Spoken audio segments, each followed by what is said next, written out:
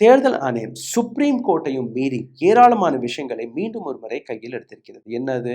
Purification என்கிற பெயர்ல தேர்தல் ஆணையம் எந்தெந்த டாக்குமெண்ட்ஸ்களை கேட்டதோ அந்த டாக்குமெண்ட்ஸ்களை நாங்க ஏற்றுக்கொள்ள மாட்டோம். என்ன டாக்குமெண்ட்ஸ்? ரேஷன் கார்டை ஏற்றுக்கொள்ள மாட்டோம், வோட்டர்ஸ் ஐடி ஏற்றுக்கொள்ள மாட்டோம். இதை பற்றி நாம் போக போக நான் பார்க்கலாம். ஆனால் தேர்தல் ஆணையத்திடம் இன்னொரு கேள்வி கேட்கப்பட்டது. டூப்ளிகேஷன். ஒரு நபர் அவருடைய பெயர் நாமக்கல்லையும் ரெஜிஸ்டர் ஆகியிருக்கு, சென்னையிலும் ரெஜிஸ்டர் ஆகியிருக்கு.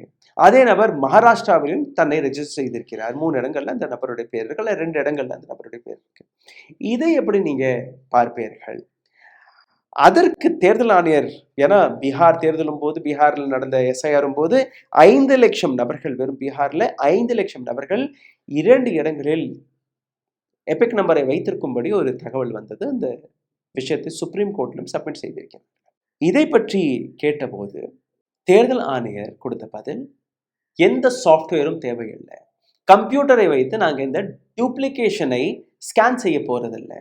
பிஎல்ஓ ஆஃபீஸர்கள் போவார்கள், பிஎல்ஏ ஆஃபீஸர்கள் ஃபார்மை நிரப்புவார்கள், அவர்களே அந்த வீட்டுக்கு போய் கையெழுத்து போகும்போது 2 ஃபார்ம் இருந்தால் 2ல கையெழுத்து வாங்க மாட்டார்கள். 2016ஆம் ஆண்டு இதே தேர்தல் ஆணையம் வெளிவிட்ட ஒரு ப்ரப்போசல், புரோட்டோகால், அதில் ஐடி டூல்ஸ், கம்ப்யூட்டர், சாஃப்ட்வேர், எப்படியெல்லாம் இந்த டூப்ளிகேட் ஓட்ஸ்களை ஸ்கேன் செய்ய முடியும் என்கிற அந்த திட்டம் ஏற்கனவே இருக்கிறது. அதை கையில் எடுக்க மாட்டார்களா?